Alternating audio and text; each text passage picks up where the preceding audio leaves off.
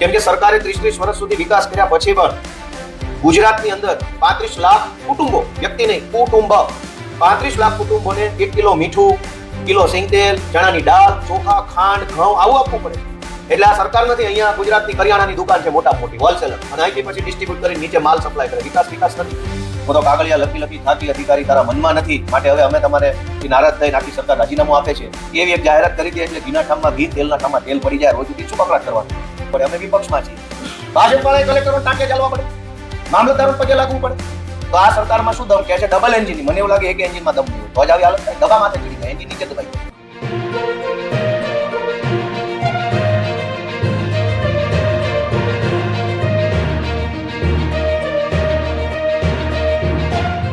આજે 26મી ફેબ્રુઆરી 2026 નો વિધાનસભાના સત્રનો દિવસ, અને સહજ ખુશી સાથે જણાવવાનું કે 12 હાથનું ચીબડું અને 14 હાથનું બી, ચીબડા કરતા મોટું બી, આવો એક જાદુઈ નમૂનો મને જાણવા મળ્યો છે. જોકે હું પહેલેથી જાણતો હતો, અને જાણતો હતો એટલે જ વિધાનસભામાં પ્રશ્ન પૂછ્યો કે ચીબડું નાનું અને બી કેમ મોટું છે.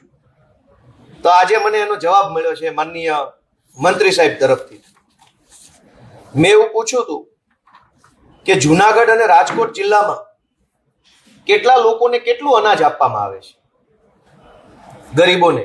કેમ કે સરકાર તો કહે છે કે ગુજરાતમાં બહુ વિકાસ થઈ ગયો છે, તેમ છતાંય પાછું અનાજે આપવું પડે છે. મીઠું, તેલ, મરચું. સરકાર નથી, કરિયાણાની દુકાન છે ગુજરાતમાં, ભારતીય જનતા કરિયાણાની દુકાન. કેમ કે સરકારે 30 વર્ષ સુધી વિકાસ કર્યા પછી પણ ગુજરાતની અંદર 35 લાખ કુટુંબો, વ્યક્તિ નહીં, કુટુંબ, 35 લાખ કુટુંબોને 1 કિલો મીઠું, કિલો સિંગતેલ, ચણાની દાળ, ચોખા, ખાંડ, ઘઉં આવું આપવું પડે છે. એટલે આ સરકાર નથી, અહીંયા ગુજરાતની કરિયાણાની દુકાન છે મોટા મોટી હોલસેલર, અને અહીંથી પછી ડિસ્ટ્રીબ્યુટ કરી નીચે માલ સપ્લાય કરે. વિકાસ નથી. મેં મુદ્દો પૂછ્યો કે ભાઈ જુનાગઢ અને રાજકોટમાં કેટલા લાભાર્થીઓને કેટલી રકમના અનાજનું જથ્થાનું વિતરણ કરવામાં આવ્યું? તો સરકારે મને આંકડો આપ્યો મહિનાવાર 93,833 લોકોને સરકારી અનાજ વિતરણ કરવા બદલ દુકાનદારને 1,03,82,000 રૂપિયાનું પેમેન્ટ ચૂક્યું. હવે માલ ચૂક્યો કોડીનો અને કિંમત આપી કરોડોની.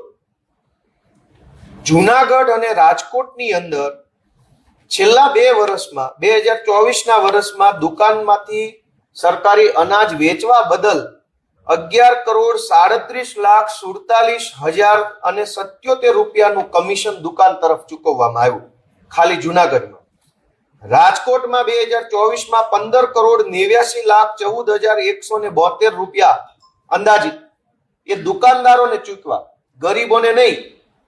અને એવી રીતે વર્ષ 2025માં ગયા વર્ષે રાજકોટ આખા જિલ્લામાં સસ્તા અનાજની દુકાનમાંથી અનાજ વિતરણ કરવા પેટે દુકાનદારોને 15,68,27,144 રૂપિયા ચૂકવ્યા. અને આમ જો કુલ ગણીએ, માત્ર રાજકોટ અને જુનાગઢ બે જ જિલ્લામાં છેલ્લા માત્ર 2 વર્ષમાં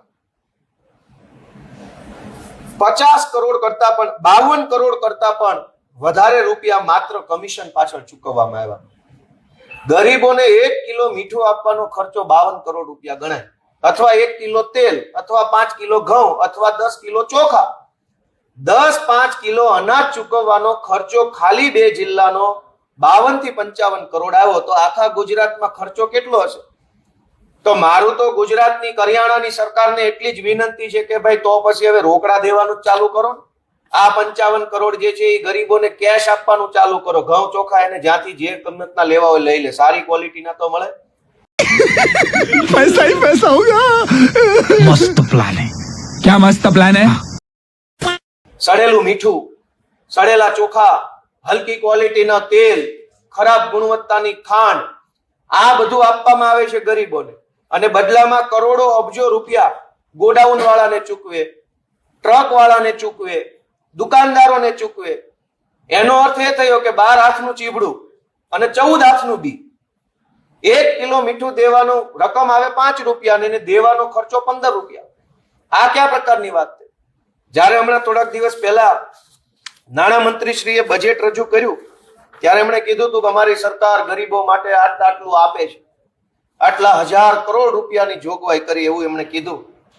પણ મને આજે કેટલા દુઃખ સાથે કહેવું પડે કે આટલા 1000 કરોડ રૂપિયા જે ફાળવા અન્ન અને નાગરિક પુરવઠા વિભાગને, એમાંથી મોટા ભાગના રૂપિયા તો કમિશન પાછળ, ગોડાઉનનો ખર્ચો, ટ્રાન્સપોર્ટેશનનો ખર્ચો, લાઇટ બિલનો ખર્ચો, ડિસ્ટ્રીબ્યુશન ચેનલ ઊભી કરવાનો ખર્ચો, દુકાનદારોને કમિશન આપવાનો ખર્ચો, કોમ્પ્યુટરનો, ઇન્ટરનેટનો, 100 રૂપિયા સરકારે ગરીબો માટે ફાળવા હોય તો 70 રૂપિયા તો આવા ખર્ચામાં છે, 30 રૂપિયાનું મીઠું આપે છે. તો તે દિવસે પણ મેં કીધું હતું કે આ ગુજરાતની સરકારનું બજેટ નથી, આ કરિયાણાની દુકાનનું કાર્ડ છે. સરકારે 30 વર્ષ સુધી મીઠું આપવું પડે, એનો અર્થ એ થયો કે લોકોના ખિસ્સામાં મીઠાનો વેત નથી રહ્યો. હવે દરિયો આખો ગુજરાતના કાંઠે છે, મીઠું જોઈએ એટલું પાકે છે, પણ લોકો નથી લઈ શકતા.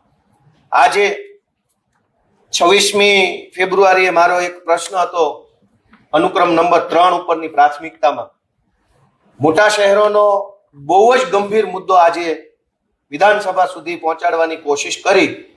જોકે સમયના અભાવે બધી જ ચર્ચા ત્યાં નથી થઈ શકી, એટલે હું મીડિયાના માધ્યમથી લોકોનું ધ્યાન દોરું કે ગુજરાતની તમામ મહાનગરપાલિકાઓની કમાણીના મુખ્ય મોટામાં મોટા 3 આવકના રસ્તાઓ છે, અને એ કાળી કમાણી કરી અને જનતાને લૂંટી અને ત્યાં ભાજપનું શાસન ચાલે છે. મહાનગરપાલિકાઓ એક કે લોકો પાસેથી વેરા ઉઘરાવીને કમાણી કરે છે.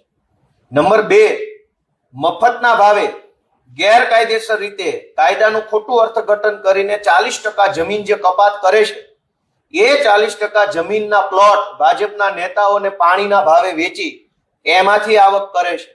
અને ત્રીજી કમાણી પેડ એફએસઆઈ, ચાર્જેબલ એફએસઆઈ. સરકારના જીડીસીઆરના નિયમો પ્રમાણે દરેક જગ્યાએ આખા ગુજરાતના દરેક શહેરોમાં કયા બિલ્ડર કેટલું બાંધકામ કરી શકશે એના નિયમો છે, પણ લિમિટ કરતા ઊંચું બાંધકામ કરવાની પરમિશન આપવાના નામે કરોડો રૂપિયા અમદાવાદ, રાજકોટ, સુરત, વડોદરા, ભાવનગરની મહાનગરપાલિકાઓ કમાય છે. આમ કરવેરામાંથી, મફતના ભાવે મળેલા પ્લોટને 2 નંબરમાં વેચવાથી અને ચાર્જેબલ એફએસઆઈ, પેડ એફએસઆઈ ના માધ્યમથી કાળી કમાણી કરે છે. મારો આજે પ્રશ્ન હતો કે રાજકોટ અને સુરતમાં છેલ્લા 2 વર્ષમાં સરકારે કેટલી પેડ એફએસઆઈ ને મંજૂરી આપી? જોકે મને જવાબ આપવામાં આવ્યો છે 0, કે નથી કોઈને આપી. ત્યાર પછી હું ઊભો થયો અને મેં સરકારનું ધ્યાન દોર્યું કે ફલાણી સંસ્થાની ફલાણી તારીખે સુરતથી તમને અરજી મળી હતી. એ વાત સાચી છે કે ખોટી? શ્રી સૌરાષ્ટ્ર પટેલ સેવા સમાજ સુરત દ્વારા પેડ એફએસઆઈ ના નાણાં ભરવામાંથી મુક્તિ આપવા માટે મ્યુનિસિપલ કમિશનર દ્વારા 3/2/2023 ના રોજ એક દરખાસ્ત શહેરી વિકાસ વિભાગની લ શાખાને મોકલવામાં આવી. એ પણ મેં પૂછ્યું કે આ પેડ એફએસઆઈ ના નામે કરોડો રૂપિયાની કાળી કમાણી કરવામાં આવે છે. અનેક મળતિયા બિલ્ડરોને એફએસઆઈ વધારી આપવામાં આવે, જેના કારણે એ વધારાનું બાંધકામ કરે. એ વધારાના બાંધકામના કારણે શહેરોમાં ટ્રાફિક થાય છે, શહેરોની ગટરો ઉભરાય છે, શહેરોની અંદર પાણી ભરાઈ જાય છે ચોમાસામાં, અને મકાનો મોંઘા મળે છે. આ બધાની પાછળ શહેરોની જે સૌથી મોટી 5 સમસ્યાઓ છે, ટ્રાફિક, ગટર ઉભરાવવી, સાંકડા રોડની ટ્રાફિક જામની સમસ્યા, ગટર ઉભરાવવી, ચોમાસામાં પાણી ભરાવવું અને મોંઘા મકાનો. આ તમામ સમસ્યાઓના પાયામાં 40% જમીન જે સરકાર ગેરકાયદેસર રીતે કપાત કરે છે અને ખોટી રીતે એફએસઆઈ આપે છે, આ બંનેના કારણે શહેરોમાં સમસ્યાઓ છે. વડોદરામાં પણ પાણી આવી જાય છે ચોમાસામાં, જુનાગઢમાં પાણી ભરાઈ ગયું હતું, પૂર આવ્યા હતા, ગાંધીનગરમાં પાણી ભરાઈ જાય છે, સુરતમાં પણ પૂર આવે છે ચોમાસામાં, અનેક વખત ખાડીપુરા ગયા વર્ષે આવ્યું હતું.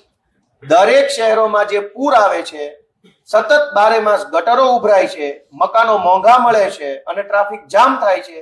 આ સમસ્યાનું મૂળ કારણ ટાઉન પ્લાનિંગ એક્ટનું ખોટું અર્થઘટન કરીને 40% જમીન આ ભાજપની સરકાર કાપે છે અને તેના બાદ પૈસા લઈને એફએસઆઈ વધારી આપે છે.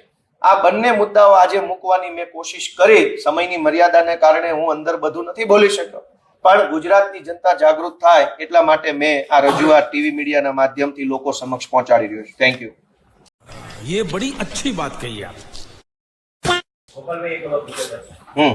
મંત્રી અને સાંસદ અને ધારાસભ્યનો પ્રોટોકોલ નથી જોડવાનો. સામાન્ય વહીવટ વિભાગે પરિપત્ર કરવો પડે છે. શું કહે? ગુજરાતમાં હવે પ્રથા થઈ ગઈ છે કે દર 4 મહિને ગુજરાતના સામાન્ય વહીવટ વિભાગના અધિકારીઓ એક પરિપત્ર બહાર પાડે કે ભાઈ ધારાસભ્યોના પ્રોટોકોલનું પાલન કરવું. મને એમ લાગે છે કે દર 4 મહિને આવો પત્ર કેમ બહાર પાડવો પડે? હજુ હમણાં થોડાક મહિના પહેલા જ મુખ્યમંત્રીશ્રીએ પરિપત્ર બહાર પાડ્યો હતો કે દરેક અધિકારીઓએ ધારાસભ્યોના ફોન ઉઠાવવા. પછી પાછો અત્યારે હમણાં બહાર પાડ્યો. હવે બીજા 6 મહિના, આ તો જાહેરનામા જેવું થઈ ગયું કે 3-6 મહિને ફરજિયાત બહાર પડી જાય છે અને કોઈ માનતું તો છે નહીં. મને એમ લાગે છે કે હવે એક એવો પરિપત્ર બહાર પાડવો જોઈએ કે અમારી આખી સરકાર રાજીનામું આપે છે કેમ કે અમારા અધિકારીઓ સામે અમારું કાંઈ ઉપજતું નથી. હું તો કાગળિયા લખી થાકી, અધિકારી તારા મનમાં નથી, માટે હવે અમે તમારેથી નારાજ થઈને આખી સરકાર રાજીનામું આપે છે, એવી એક જાહેરાત કરી દે એટલે ઘીના ઠામમાં ઘી, તેલના ઠામમાં તેલ પડી જાય. રોજ ઉઠીને શું કકડાટ કરવાનો?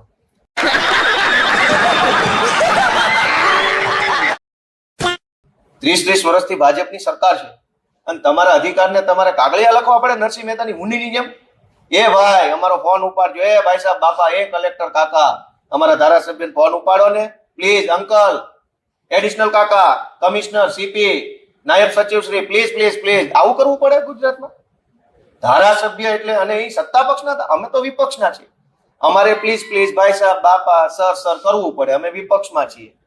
ભાજપ વાળાએ કલેક્ટરોને ટાંટિયા ચાલવા પડે, મામલતદારોને પગે લાગવું પડે.